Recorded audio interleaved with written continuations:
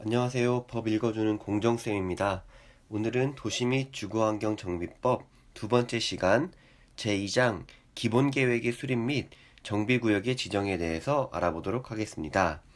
먼저 법 제4조 도시 주거환경정비 기본계획의 수립입니다. 자, 특별시장, 광역시장, 특별자치시장, 특별자치도지사 또는 시장은 우리가 앞에서 계속 봤던 시장 또는 군수까지 해서 군수가 빠져 있습니다. 자, 이 시장은 관할구역에 대하여 도시주거 환경정비 기본계획을 몇 년 단위? 10년 단위로 수립하여야 합니다. 다만 도지사가 대도시가 아닌 시로서, 대도시가 아닌 시는 우리가 50만 기준이죠, 인구. 자, 50만 이하의 시가 기본계획을 수립할 필요가 없다고 도지사가 인정하는 그 해당 시에 대하여는 기본계획을 수립하지 아니할 수 있습니다. 그리고 이항 기본계획의 수립권자는 기본계획에 대하여 5년마다 타당성 여부를 검토하여 그 결과를 기본계획에 반영하여야 합니다. 자, 기본계획 수립 단위는 10년이고요.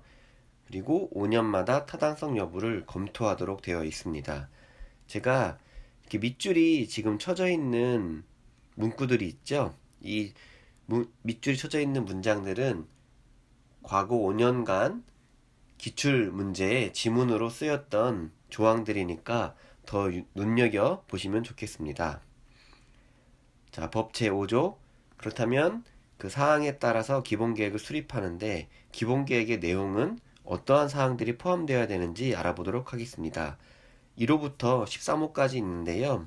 정비사업의 기본 방향, 계획 기간, 주거지 관리 계획, 토지 이용 계획, 환경 계획, 사회복지시설 및 주민문화시설 등의 설치 계획, 도시의 광역적 재정비를 위한 기본 방향 등등이 포함되어야 하고요. 2항 기본계획의 수립권자는 기본계획에 다음 각 호의 사항을 포함하는 경우에는 제1항 9호 및 10호의 사항을 생략할 수 있다라고 되어 있습니다. 1항에서 1호부터 13호까지의 모든 내용이 기본계획에 포함되어야 하지만 다음에 나오는 1호 생활권의 설정, 생활권별 기반시설 설치계획 및 주택수급계획이나 생활권별 주거지의 정비, 보존, 관리의 방향이 포함되어 있으면 1항 9호 정비구역으로 지정할 예정인 구역, 정비예정구역이죠. 정비예정구역의 계략적 범위나 단계별 정비사업 추진계획을 기본계획의 내용에 포함하지 아니할 수도 있다는 내용입니다. 3항 기본계획의 작성 및 기준 방법은 누가 국토교통부 장관이 정하여서 고시하도록 되어 있습니다. 법 6조부터는 절차인데요. 기본계획을 수립할 때 어떤 절차를 거치는지 알아보도록 하겠습니다. 1항 기본계획의 수립권자는 기본계획을 수립하거나 그리고 수립된 계획을 변경하려는 경우에는 14일 이상 주민에게 공람하여 의견을 들어야 하며 제시된 의견이 타당하다고 인정되면 이를 기본계획에 반영해야 하고요. 1항에 따른 주민 공람과 함께 지방의회 의견을 들어야 합니다. 지방의회는 60일 이내에 의견을 제시해야 하고요. 정리하면 자, 시장 등이 계획을 수립해서 의견을 청취하는데 누구의 의견? 주민에게 14일 동안, 지방의회에 60일 동안 의견을 청취하도록 되어 있습니다. 대부분 뒤에서 나오겠지만 지방의 의견 듣는 거는 60일이에요. 그리고 이 14일 동안 주민에게 공람하여 의견 청취한다는 내용은 단골로 출제되는 지문이기도 합니다. 자, 3항 1, 2항에도 불구하고 대통령령으로 정하는 경미한 사항을 변경하는 경우 주민공람과 지방의 의견 청취를 생략할 수 있다라고 되어 있습니다. 시행령에서 기본계획 수립 시 주민공람 등을 생략할 수 있는 경우는 다음과 같은데요. 먼저 정비 기반시설의 규모를 규모를 늘리거나 그 면적을 시설이 들어가 있는 부지 면적이겠죠. 그 시설의 면적을 10% 미만의 범위에서 축소하는 경우는 경미한 것이고 2호 정비사업의 계획기간을 단축하는 경우 공동이용시설 및 사회복지시설, 주민문화시설에 대한 설치 계획을 변경하려는 경우 정비 예정구역의 면적을 20% 미만의 범위에서 변경하는 경우 단계별 정비사업 추진계획을 변경하는 경우 건폐율 용적률을 20% 미만의 범위에서 변경하려는 경우 그리고 재원 조달에 관한 사항을 변경하는 경우 등이 있는데요. 좀 복잡하죠? 숫자들도 나오고. 자, 그래서 몇 가지 중요한 거를 표로 정리해 보면 먼저 정비 기반 시설. 기반 시설은 규모를 확대하거나 10% 범위 내에서 면적을 축소하는 경우. 그리고 정비 예정 구역입니다. 정비 예정 구역의 면적을 20% 미만의 범위에서 변경. 그리고 또 20% 미만 있었죠? 건폐율과 용적률을 20% 미만에서 변경하려는 경우는 주민공단과 지방의 의견 청취를 하지 아니할 수 있다라고 되어 있습니다. 자, 기본계획은 어떻게 확정되고 고시되는지 더 살펴보겠습니다. 자, 기본계획의 수립권자는 이 1항의 수립권자는 대도시의 시장이 아닌 시장. 말이 어렵게 써있죠? 그냥 50만 미만의 시장은 뺀다는 얘기입니다. 그건 2항에 나와 있고요.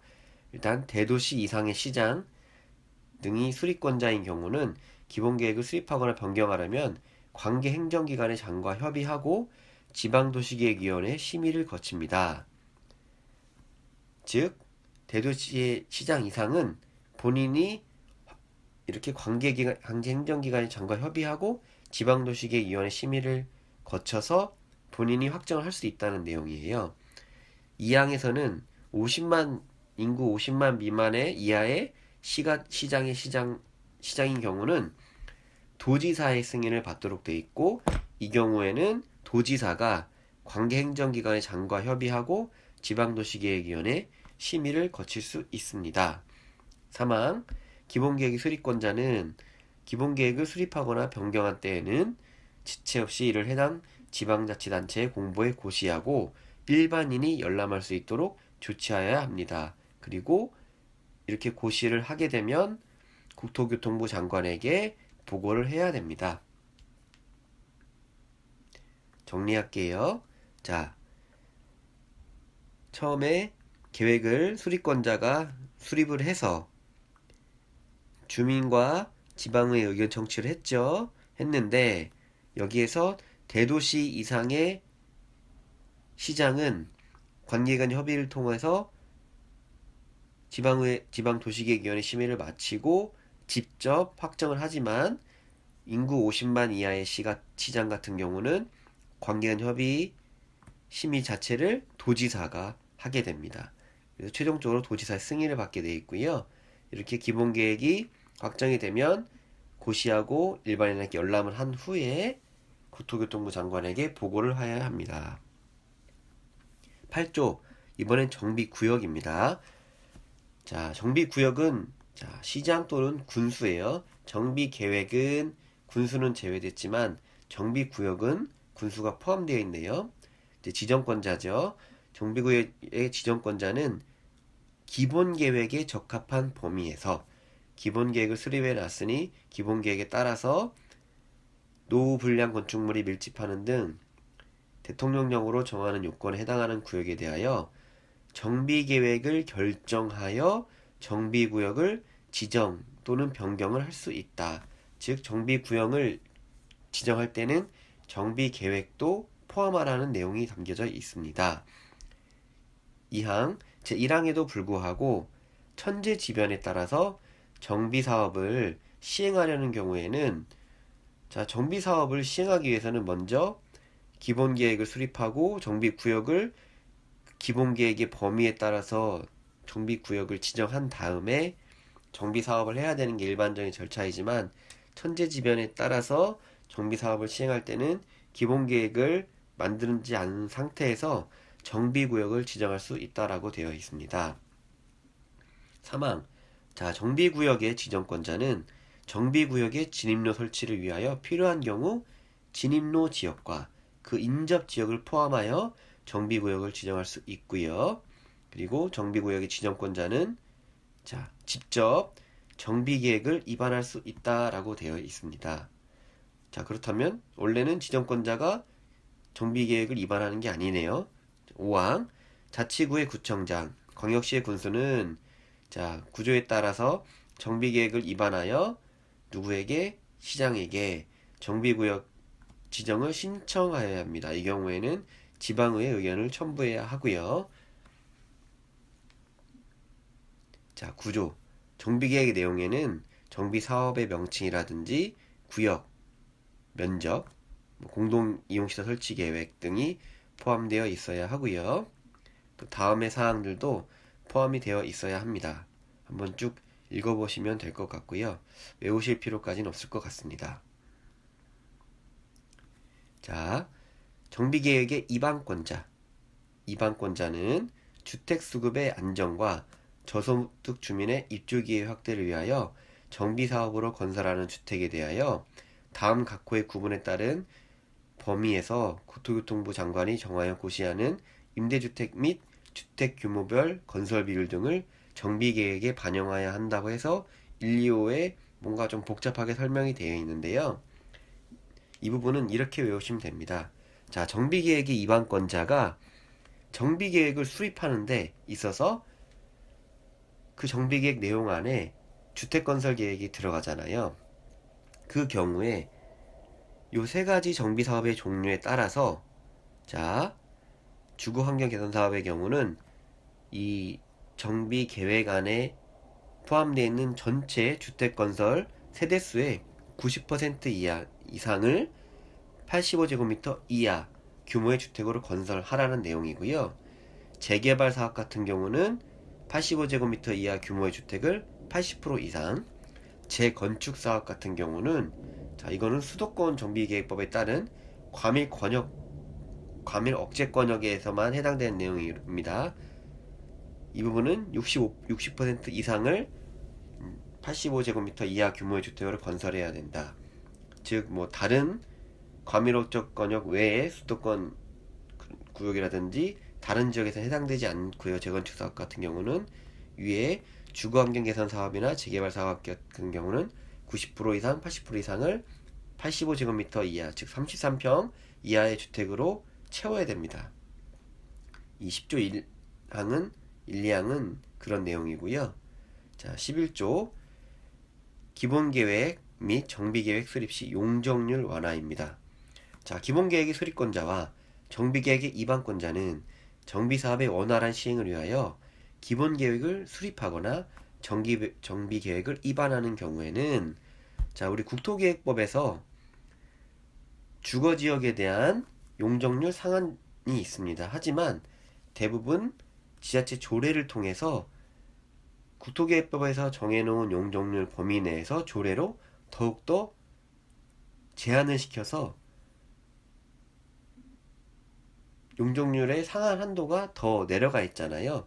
그런데 이 기본계획 수립이나 정비계획 위반 시에는 그 조례에 따른 용적률의 상한을 거기에 제한을 받지 않고 원래 국토계획법에 포함되어 있는, 기억나시나요? 자, 주거전용부터 돼 있죠. 자, 일종 100%, 150, 200, 250, 300, 그리고 500 요 용적률 상한까지 적용할 수 있다는 내용입니다. 자, 12조 이번엔 재건축 사업 정비계획 위반을 위한 안전진단이네요. 자, 재건축 사업이죠. 재건축 사업은 오래된 공동주택을 해체하고 다시 짓는 거죠. 자, 정비계획의 위반권자는 재건축 정비계획의 위반을 위하여 정비예정구역별 정비계획의 수립 시기가 도래한 때에는 안전진단을 실시하도록 되어 있습니다. 그리고 위반권자는 다음 각호의 어느 하나에 해당하는 경우에도 안전진단을 실시해야 되는데요. 즉 1항에 따라서 정비계획의 수립 시기가 도래한 때와 다음에 해당하는 때는 안전진단을 실시해야 되고, 자, 2항 같은 경우는 이제 누군가의 요청에 의해서 안전진단을 실시하기 때문에 그 비용을 요청하는 자에게 부담시킬 수 있습니다. 그렇다면 1항은 직접 할 때는 본인 판단, 그 정비 계획에 수립 시기가 도래해서 할 때는 입안권자가 부담하는 것이고, 누군가 요청에 따라서 안전진단을 하는 경우는 그 요청하는 자에게 비용을 부담시킨다는 내용이네요. 그러면 어떤 경우에 안전진단을 해야 되느냐? 자, 정비계획의 위반을 제한하려는 자가 1호, 2호, 3호 모두 10% 이상의 동의거든요. 그래서 정비계획을 위반을 제한하려는 자, 2호, 정비 예정 구역을 지정하지 아니한 지역에서 재건축 사업을 하려는 자, 마지막으로 건축물의 소유자로서 재건축 사업을 시행하려는 자가 해당 각각의 구역에 위치한 건축물 및 부속 토지의 소유자 10% 이상의 동의를 받아서 안전진단의 실시를 요청하는 경우는 정비계획의 수립 시기가 도래하지 않아도 안전진단을 실시해야 된다는 내용이고요. 입안권자가 2항에 따라서 안전진단의 요청이 있는 때에는 요청일로부터 30일 이내에 안전진단의 실시 여부입니다. 30일 이내에 안전진단을 하는 게 아니고 안전진단 실시 여부를 결정해서 요청인에게 통보하도록 되어 있고요. 3항 제1항에 따른 재건축 사업의 안전진단은 주택단지의 건축물을 대상으로 하는데 다음의 경우는 안전진단 대상에서 제외할 수 있습니다. 자, 이 시행령에서 볼게요. 정비계획의 위반권자가 천재지변 등으로 주택이 붕괴되어, 자, 천재지변 등으로 주택이 이미 붕괴되었대요. 그래서 신속히 재건축을 추진할 필요가 있다거나 2호 주택의 구조안전상 사용금지가 필요하다고 정비계획의 위반권자가 인정하는 경우, 3호, 4호, 5호도 보면은 신속히 재건축 사업을 시행해야 되기 때문에 안전진단을 생략하고 사업을 실시할 수 있다는 내용이 담겨져 있습니다. 자, 4항. 자, 정비계획 위반권자는 현지조사 등을 통하여 안전진단 실시 여부를 결정해야 합니다. 자, 그리고 안전진단의 실시가 필요하다고 결정이 되면 한국건설기술연구원이나 한국시설안전공단 등에게 안전진단을 의뢰해야 합니다. 본인들이 하는 것이 아니고 건설기술연구원이나 한국시설안전공단 등의 안전진단을 의뢰하고요. 자, 안전진단 실시 여부를 결정할 때 현지조사를 하는데 그 현지조사 또한 의뢰할 수 있습니다. 외부기관에. 이런 경우는 이 의뢰받은 기관에서는 20일 이내에 현지조사 결과를 제출해서 위반권자가 이제 판단을 하겠죠. 자, 5항. 자, 사항에 따라서 안전진단을 의뢰받은 안전진단기관 한국건설기술연구원과 한국시설안전공단은 장관이 정하여 고시하는 기준에 따라서 안전진단을 실시하여야 하며 안전진단하고 그 결과 보고서를 작성을 해서 위반권자와 안전진단의 실시를 요청한 자에게 제출해야 합니다. 그리고 5항에 따라서 안전진단의 결과가 제출이 되면 위반권자가 도시계획 및 지역여건 등을 종합적으로 검토해서 정비계획의 위반 여부를 결정해야 합니다. 13조 안전진단 결과의 적정성 검토입니다. 1항 정비계획의 위반권자는 제12조에 따라 정비계획의 위반 여부를 결정한 경우 지체 없이 특별시장, 광역시장, 도지사에게 결정 내용과 해당 안전진단 결과 보고서를 제출하여야 합니다. 2항 시도지사는 필요한 경우 한국시설안전공단 또는 한국건설기술연구원에 안전진단 결과의 적정성 여부에 대한 검토를 의뢰할 수 있습니다. 그리고 3항 장관은 시도지사에게 안전진단 결과 보고서의 제출을 요청할 수 있으며 필요한 경우에는 시도지사에게 안전진단 결과의 적정성 여부에 대한 검토를 요청할 수 있습니다. 자, 우리가 그래서 적정성 여부 검토를 의뢰받은 기간은 언제까지 그 결과를 내야 되냐면 의뢰일로부터 60일 이내, 그리고 한 차례에 한해서 30일 연장, 즉 전체 3개월이죠. 3개월 안에 시도지사에게 그 결과를 제출하는 겁니다. 2항에 따라서. 자, 4항. 시도지사는 제2항 및 제3항에 따른 검토 결과에 따라 정비계획의 입안권자에게 정비계획 입안 결정의 취소 등 필요한 조치를 요청할 수 있으며, 정비계획의 입안권자는 특별한 사유가 없으면 그 요청에 따라야 한다. 정비계획의 입안의 안전진단 결과가 얼마큼 중요한 역할을 하는지 알 수 있습니다. 자, 법 제14조. 이제 정비계획이 나오네요. 정비계획의 입안 제한입니다. 자, 1항. 토지 등 소유자는 다음 각 호의 어느 하나에 해당하는 경우에는 정비계획 입안권자에게 정비계획의 입안을 제한할 수 있다. 토지 등 소유자가 정비계획 입안권자에게 정비계획의 입안을 제한할 수 있는 경우인데요. 자, 1호부터 보겠습니다. 단계별 정비사업 추진계획상에 정비예정구역별 정비계획의 입안 시기가 지났음에도 불구하고 정비계획이 입안되지 아니하거나 정비예정구역별 정비계획의 수립 시기를 정하고 있지 아니한 경우, 그리고 2호 토지 등 소유자가 토지주택공사 등을 사업시행자로 지정 요청하는 경우, 3호는 조례로 정하는 경우고요. 자, 4호는 정비사업을 통해서 공공지원 민간임대주택, 자, 이게 예전에는 뉴스테이였죠. 뉴스테이 주택을 공급하거나 임대할 목적으로 주택을 주택임대관리업자에게 위탁하려는 경우, 그리고 5호 넘어가고요. 6호 토지 등 소유자가 3분의 2 이상의 동의로 정비계획의 변경을 요청하는 경우, 1항에서는 토지 등 소유자가 입안을 제한할 수 있는 경우에 대해서 알아봤고요.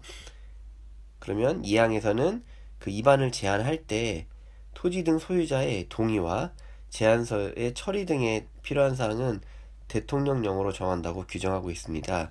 그래서 시행령을 보면 정비계획의 입안 제한에서 토지 등 소유자가 법 제14조 제1항에 따라 정비계획의 입안권자에게 정비계획 입안을 제한하는 경우는, 자, 토지 등 소유자의 3분의 2 이하 및, 자, 소유자의 3분의 2 그리고 면적의 3분의 2의 범위에서 조례로 정하는 비율 이상의 동의를 받은 후에 조례로 정하는 제안서 서식에 정비계획 도서와 계획 설명서 등을 첨부해서 입안권자에게 제출을 하고요.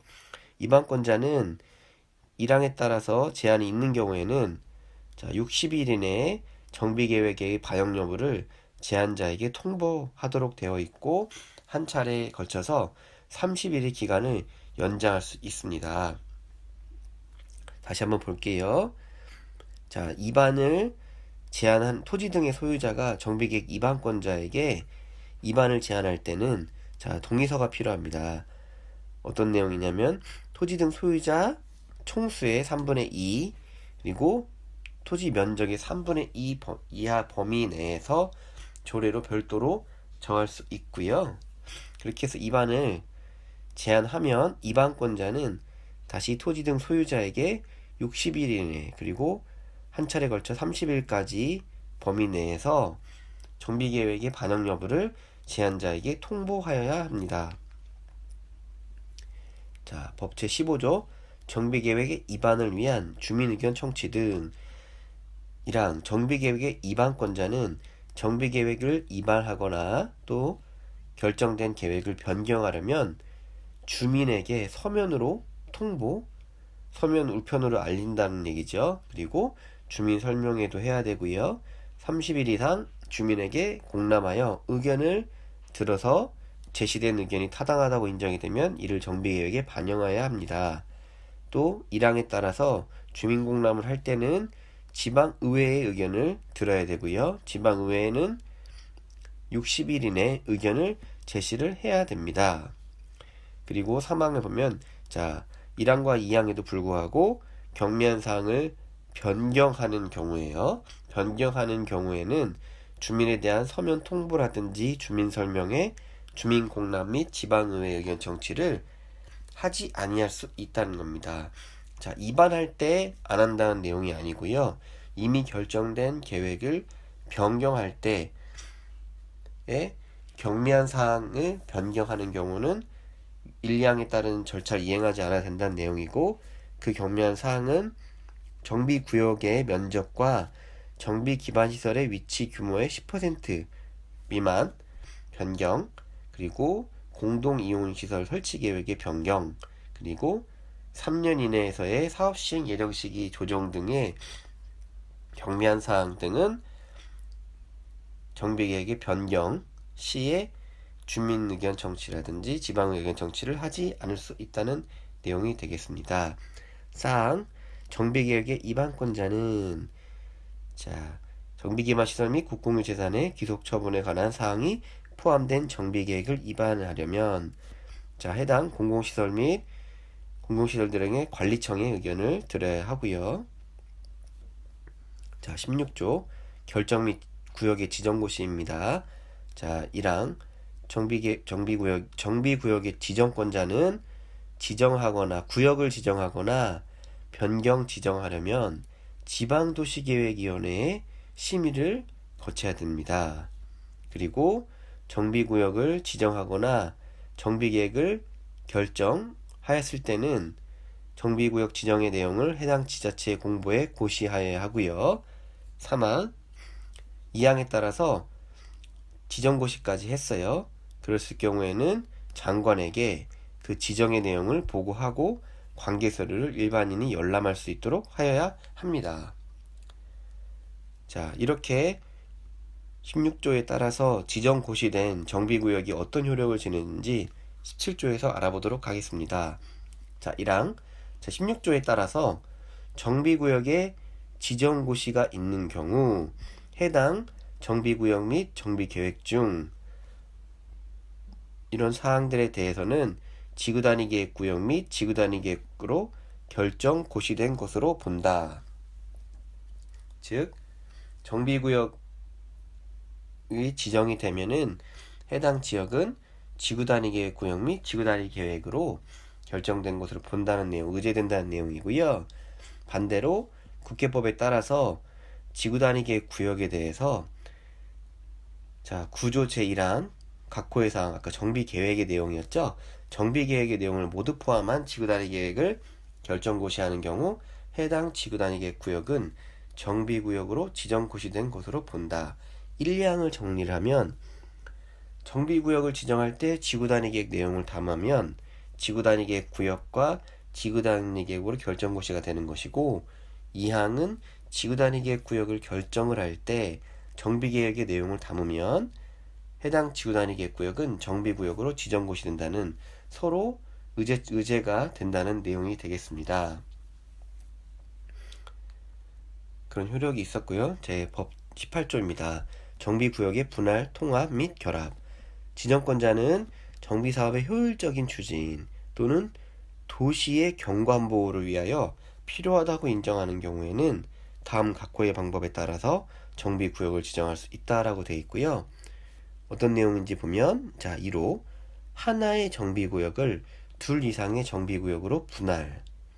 하나의 구역을 두 개로 쪼개는 겁니다. 분할이 가능하고요. 그리고 2호 서로 연접한 정비구역을 여기 하나 있고 여기 원래 하나 있었는데 이걸 하나로 다시 통합하는 것. 연접된 경우는 바로 붙어있다는 얘기죠. 그리고 3호 서로 연접하지 아니한 이쪽과 이쪽이 떨어져 있는 경우에도 각각 정비구역이 있었다면 이 두 개의 정비구역을 하나의 정비구역으로 결합한다는 내용을 담고, 결합할 수 있다는 내용을 담고 있습니다. 이런 경우에는 1호, 2호, 3호의 경우는 세부 절차에 대해서는 조례로 정한다고 되어 있고요. 19조 행위 제한 등 정비구역에서 다음 각호의 어느 하나에 해당하는 행위를 하려는 자는 시장 군수의 허가를 받도록 되어 있습니다. 어떤 사항들이냐면 정비구역 안에서의 건축물의 건축, 공작물의 설치, 토지의 형질 변경, 토속의 채취, 토지의 분할, 1개월 이상 물건을 쌓아놓는 행위, 그 밖에 중목의 벌침, 식재 등의 행위를 할 때는 시장 군수 등의 허가를 받도록 되어 있습니다. 우리 국계법에서 개발행위 허가를 받는 내용과 매우 유사하죠. 2항. 그렇지만 다음 어느 하나에 해당하는 행위는 1항에도 불구하고 허가를 받지 아니할 수 있대요. 어떤 경우냐면 자, 단골 메뉴죠. 재해복구 또는 재난수습에 필요한 응급조치를 위한 행위. 2호 기존 건축물의 붕괴 등 안전사고의 우려가 있는 경우 해당 건축물에 대한 안전조치를 위한 행위. 그리고 3호는 관상용 중목의 임시 식재 등 이런 사항들은 허가 없이 바로 할 수 있다는 내용입니다. 자, 3항 제1항에 따라서 허가를 받아야 되는 행위가 있어요. 시장 군수한테 정비구역 안에서 허가를 받고 해야 되는 행위가 있는데 이것들이 정비구역의 지정 및 고시 당시에 그러니까 정비구역을 지정하기 전부터 다른 법령에 의해서 허가를 받았대요.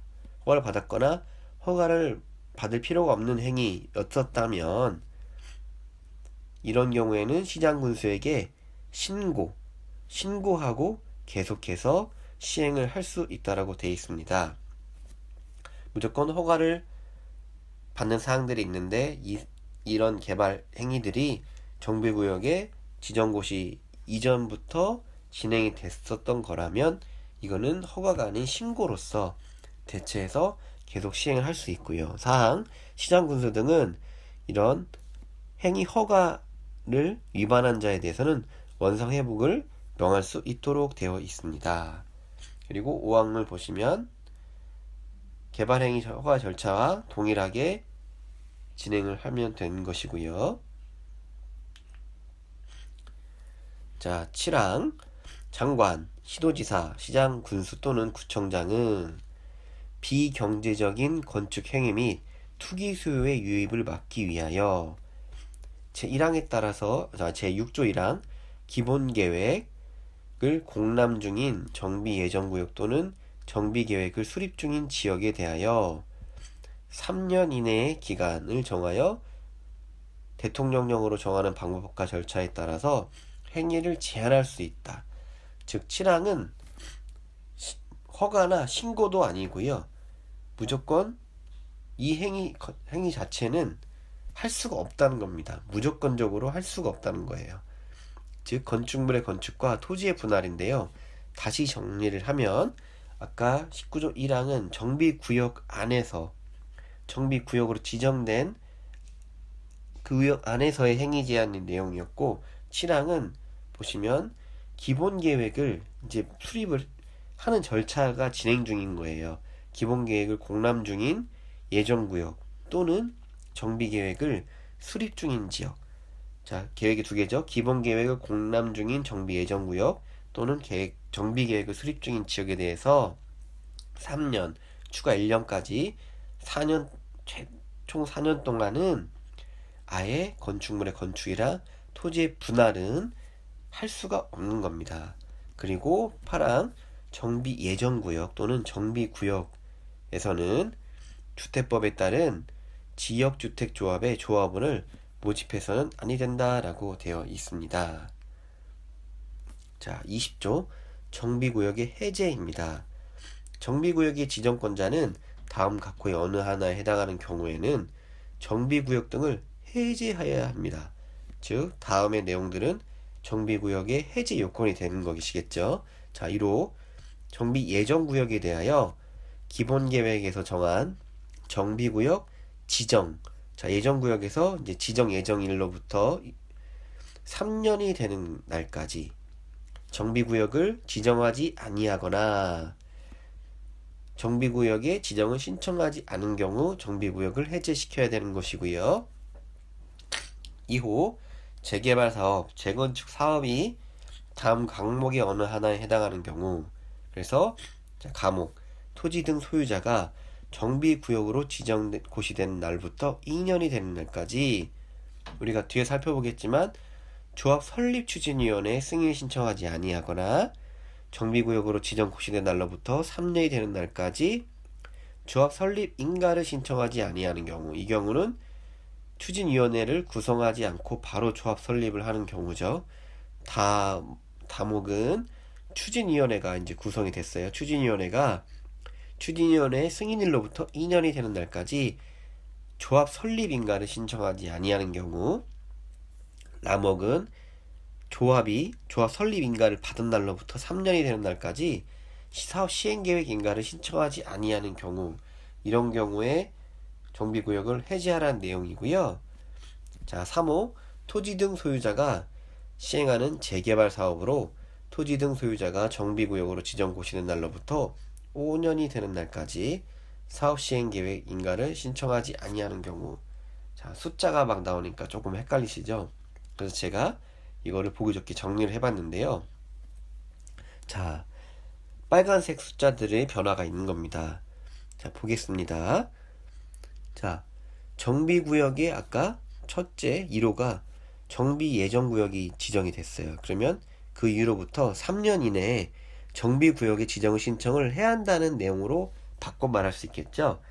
예정구역에서 구역으로 넘어갈 때는 3년 이내에 해야 된다는 내용이고, 이렇게 지정 신청이 돼서 정비구역이 지정이 됐어요.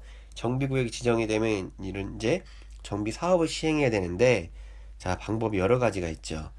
자, 먼저 이제 조합을 결성하는 데 있어서 조합 이전에 조합 설립 추진위원회에 승인 신청을 2년 이내에 하라는 겁니다. 2년 이내에 조합 설립 추진위원회 승인 신청을 하고, 추진위가 구성이 되면 그 추진위원회는 또다시 2년 이내에 조합 설립 인가 신청을 하라는 내용이고요.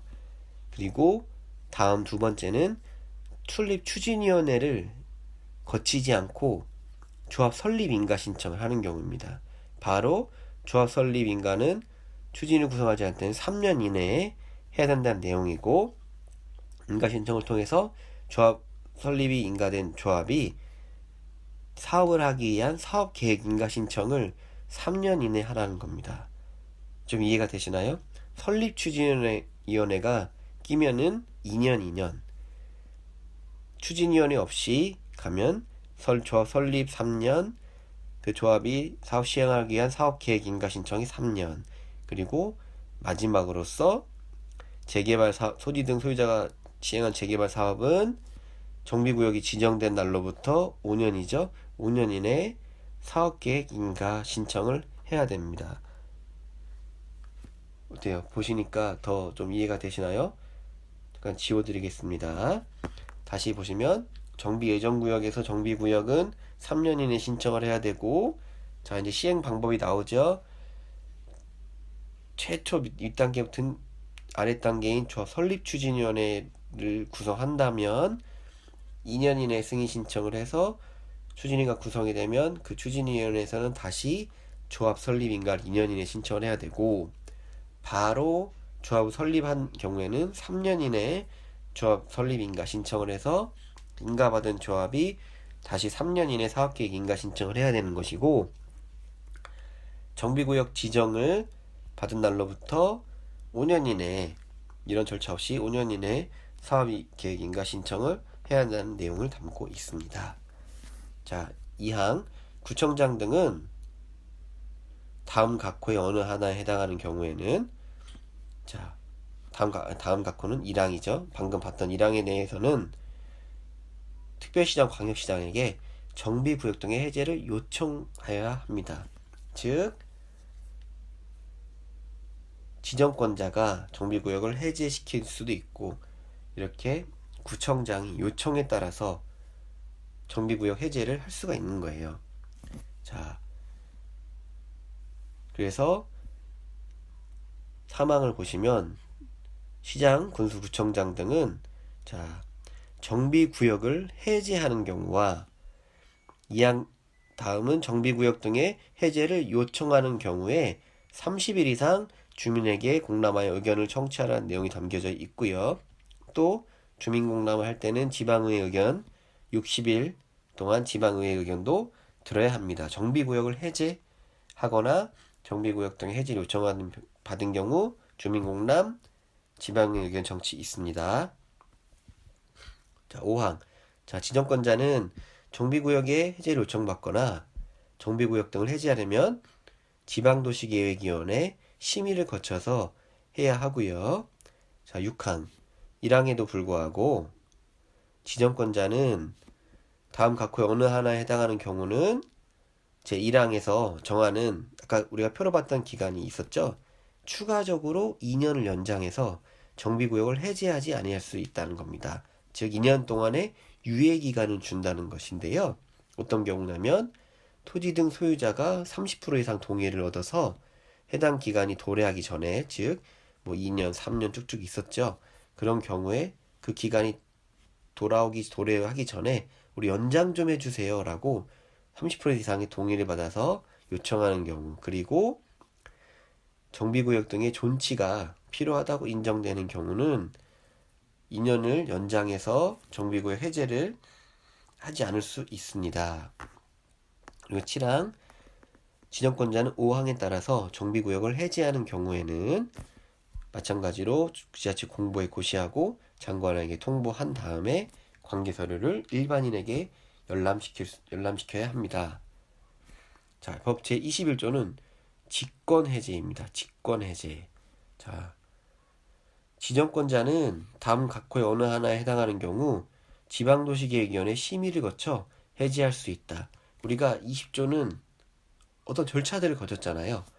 주민들에게 의견을 듣고 또 지방의회 의견 청취를 했잖아요. 근데 21조는 직권으로 해제하는 겁니다. 그런 절차 없이 바로 심의 통해서 정비구역을 해제하는 건데요. 어떤 경우냐면 자, 1호 토지 등 소유자에게 과도한 부담이 발생할 것으로 예상되는 경우, 2호 정비구역 등의 추진 사항으로 보아하니 지정 목적을 달성할 수 없다고 인정되는 경우, 목적 달성이 어렵다는 경우, 3호 토지 등 소유자가 30% 이상이 해제를 요청할 때는 바로 직권해제 할 수 있고요. 심의를 통해서. 자, 4호 23조 1항 1호 다른 방법. 사업시행자가 정비구역에서 정비기반 시설 및 공동이용시설을 새로 설치하거나 확대하고 토지 등 소유자가 스스로 주택을 보존 정비하거나 개량하는 행위가 23조 1항에 따른 그 사업시행 방법인데요. 이런 방법으로 시행 중인 주거 환경 개선 사업의 정비구역이 지정고시된 날로부터 10년 이상 경과하고 추진 상황을 봤을 때 지정 목적을 달성하기 어렵다고 판단이 되면 토지 등 소유자의 과반수가 정비구역의 해제에 동의할 때 직권으로 해제를 할 수 있다는 내용입니다. 그리고 또한 5호 추진위원회 구성 또는 조합 설립에 동의한 토지 사유자의 2분의 1 이상의 3분의 1 범위, 즉 이거는 조례를 정하는데 조례에서 이 안에 각각 시도별로 다르겠죠.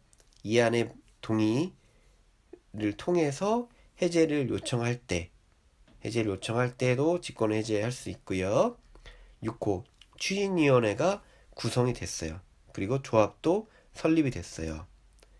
이런 경우에 정비구역에서 토지 소유자 과반수의 동의로 정비구역의 해제를 요청하는 경우에도 직권으로 해제할 수 있습니다.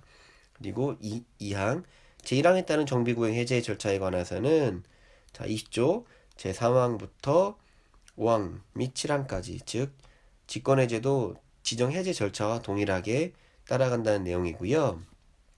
이렇게 정비구역 등이 해제가 되면 조합 추진위원회 구성 승인과 조합 설립 인가가 취소되는 경우 해당 정비구역의 지정권자는 그 추진위원회나 조합이 사용한 비용을 일부 보조를 할 수 있대요. 그 사용한 비용은 정비사업 전문관리 용역비나 설계 용역비, 감정평가 비용 등을 보조를 해줄 수 있는 건데요. 왜냐하면 정비구역을 해제를 시켜버렸잖아요. 어떠한 사항들이 발생을 해서 즉 시행자의 뭐 시행자가 직접 요청을 해서 사업 시행을 정비구역을 취소한 게 아니고 어떤 요건이 발생을 해서 정비구역을 해제했을 경우에 이런 비용들을 보조해 줄 수 있다는 내용을 담고 있습니다. 자, 이렇게 20조와 21조에 따라서 정비구역이 해제가 되면 정비구역의 지정권자는 그 해제된 정비구역을 그냥 놀릴 수도 있지만, 자, 도시재생 활성화 지원에 관한 특별법에 따라서 도시재생 선도지역으로 지정시켜 주세요라고 장관에게 요청할 수 있고요. 자, 22조 해제 효력입니다. 아까는 지정의 효력을 봤었는데 이제 해제 효력이에요. 자, 20조 및 21조에 따라서 정비구역 등이 해제된 경우 정비계획으로 변경된 용도지역, 정비기반시설 등은 정비구역 지정 이전의 상태로 환원이 되는 것으로 봅니다. 그리고 2항 마찬가지로 정비구역이 해제된 경우에는 지정권자가 해제된 정비구역 등을 주거환경 개선구역으로 지정할 수 있대요. 아까 법 제21조의 2는 국토교통부 장관에게 도시재생 선도사업지역으로 지정을 요청할 수도 있고 아니면 직접 주거환경 개선구역으로 지정할 수 있습니다. 제3항 정비구역 등이 해제 고시된 경우 추진위원회 구성 승인 및 조합 설립 인가는 당연히 취소가 되겠지요. 자, 이제 기출문제를 살펴보도록 하겠습니다. 지난 30회 시험이었습니다. 도시 및 주거환경정비 법령상 도시 주거환경정비 기본계획을 변경할 때 지방의회 의견 청취를 생략할 수 있는 경우가 아닌 것은, 즉 경미한 사항을 찾는 건데요. 기억나시나요? 살펴봤습니다.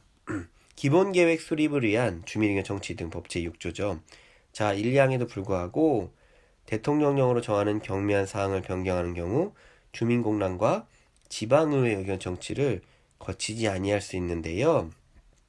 시행령에 다시 정리를 하면, 자, 정비 기반 시설은 규모를 확대하거나 10% 범위 내에서 면적을 축소하는 경우, 그리고 정비 예정 구역은 20% 미만에서 면적을 변경하는 경우, 건폐율 용적률도 20% 미만에서 변경하는 경우나, 자, 계획기간을 단축, 그리고 공동이용시설, 또 주민문화시설 등에 대한 설치 계획을 변경하는 경우, 그리고 정비사업 추진계획을 변경하거나 재원 조달에 관한 사항을 변경하는 경우 등은 경미한 사항인데요.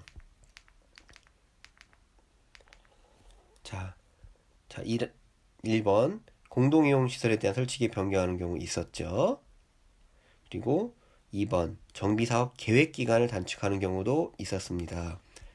3번 사회복지시설 및 주민문화시설 등에 대한 설치계획을 변경하는 경우도 있었고요. 4번 구체적으로 명시된 정비 예정구역 면적의 25%를 변경하는 경우, 아까 우리 뒤에서 퍼센테이지가 나왔던 거는 10%나 20%였죠. 근데 4번에서는 25%. 틀렸습니다. 20% 미만의 변경이죠. 5번 정비사업의 시행을 위하여 필요한 재원 조달에 관한 사항을 변경하는 경우도 주민공람이나 지방의 의견 청취를 생략할 수 있는 경미한 사항이 되겠습니다. 자, 64번 문제, 같은 작년 시험 문제죠. 도시 및 주거환경 정비 법령상 도시 주거환경 정비 기본계획의 수립, 자, 도시 기본계획의 수립 및 정비구역의 지정에 관한 설명으로 틀린 것은, 자, 먼저 1번, 2번은 기본계획의 수립 내용입니다. 기본계획 수립권자는 기본계획을 수립하려는 경우 14일 이상 주민에게 공람하여 의견을 드려야 한다. 2번, 기본계획의 수립권자는 기본계획을 수립한 때에는 지체 없이 이를 해당 지방자치단체에 공보에 고시하고 일반인이 열람할 수 있도록 하여야 한다. 기억나시나요, 절차가? 자, 법 제6조 1항 기본계획의 수립권자는 기본계획을 수립하거나 변경하는 경우에 며칠 14일 이상 주민에게 공람하여 의견을 들어야 하고 제시된 의견이 타당하다고 인정이 되면 이를 기본계획에 반영하여야 한다. 이 지문은 뭐 작년뿐만 아니고 그 전에도 여러 차례 나오는 지문이기도 합니다. 기본계획을 수립하거나 변경하는 경우는 14일 주민에게 공람하여 의견을 청취합니다. 이게 주민의견 청취에 대해서 국토기획법도 그렇고 특히 도정법도 여러 번이 나오잖아요. 여러 번이 나오는데 대부분 14일, 어떤 거는 14일, 어떤 건 30일 이런 날짜 차이가 있기 때문에 좀 구분해서 암기할 필요가 있습니다. 자, 3번. 자, 2번의 내용은 법 제7조 제3항에 있는데요. 기본계획의 수립권자는 자, 기본계획을 수립하거나 변경한 때 지체 없이 이를 해당 지방자치단체의 공보에 고시하고 일반인이 열람할 수 있도록 하여야 한다. 그대로 옮겨놨죠. 자, 다시 한번 절차를 보겠습니다. 기본계획의 수립 절차입니다. 자, 수립권자가 계획을 수립을 했어요. 수립을 하면 자, 의견 청취합니다. 누구에게? 주민에게 14일, 지방의회 60일 의견 청취를 합니다. 이렇게 해서 자, 구분이 되죠. 대도시가 아닌 시와 대도시 이상의 시인데 자, 첫 번째는 50만 이상의 대도시 이상에 된 경우는 관계기관 협의를 해서 지방도시계획위원회 심의를 거쳐서 결정을 하고요. 인구 50만 미만의 도시 같은 경우는 도지사의 승인을 받아야 되는데 이럴 경우에는 도지사가 관계기관 협의를 하고 지방도시계획위원회 심의를 거쳐서 최종 승인합니다. 이렇게 결정된 기본계획의 내용에 대해서는 고시하고요. 열람시키죠. 일반인에게. 그리고 장관에게 보고까지 하는 절차를 가지고 있습니다. 절차를 다시 한번 반복해봤고요. 자, 다음 보기 3번입니다. 이제는 정비구역으로 넘어갔습니다. 정비구역의 지정권자는 정비구역의 진입로 설치를 위하여 필요한 경우에는 진입로 지역과 그 인접 지역을 포함하여 정비구역을 지정할 수 있다 라고 되어 있는데요. 자, 이거는 법 제8조 제3항 정비구역의 지정권자는 정비구역의 진입로 설치를 위하여 필요한 경우에는 진입로 지역과 그 인접 지역을 포함하여 정비구역을 지정할 수 있다. 마찬가지로 법조문을 그대로 옮겨놨습니다. 맞는 내용이었고요. 자, 4번 정비구역에서는 주택법에 따른 지역주택조합의 조합원을 모집해서는 아니 된다. 아까 정비구역 지정의 효력이 나왔던 내용이죠. 법 제19조입니다. 정비 예정구역도 포함이 되죠. 예정구역 또는 정비구역에서는 주택법에 따른 지역주택조합의 조합원을 모집해서는 아니 된다. 이 내용이 정비 예정구역이어도 보기 4번은 맞는 내용이 되겠습니다. 자, 5번 정비구역에서 이동이 쉽지 아니한 물건을 14일 이상 쌓아두기 위해서는 시장 군수의 허가를 받아야 된다. 정비구역이 지정이 되면 아까 시장 군수에게 허가를 받아야 되는 내용에 대해서 있었습니다. 기억나시나요? 건축물의 건축, 임시공작물, 토지 분할, 토속 채취 등 있었고 물건을 쌓아놓는 행위도 있었는데요. 시행령에서 좀 자세하게 되어 있습니다. 이동이 쉽지 않은 물건을 1개월입니다. 1개월 이상 쌓아놓는 행위는 시장 군수 허가를 받아야 됩니다. 그래서 보기에 14일 이상이 아닌 1개월 이상의 경우에는 허가를 받아야 되는 사항이었고요. 그래서 답은 5번이 되겠습니다. 자, 오늘 좀 길었죠? 도정법, 도시정비법 제2장 기본계획의 수립 및 정비구역의 지정에 대해서 알아봤습니다. 그리고 다음 시간에는 도시정비법에서 2장과 마찬가지로 매우 중요하게 다루고 있는 사업의 시행 방법에 대해서 공부하도록 하겠습니다. 오늘 긴 시간 시청해 주셔서 감사드리고요. 좋아요와 구독 눌러주시면 더욱 감사하겠습니다. 시청해 주셔서 감사합니다.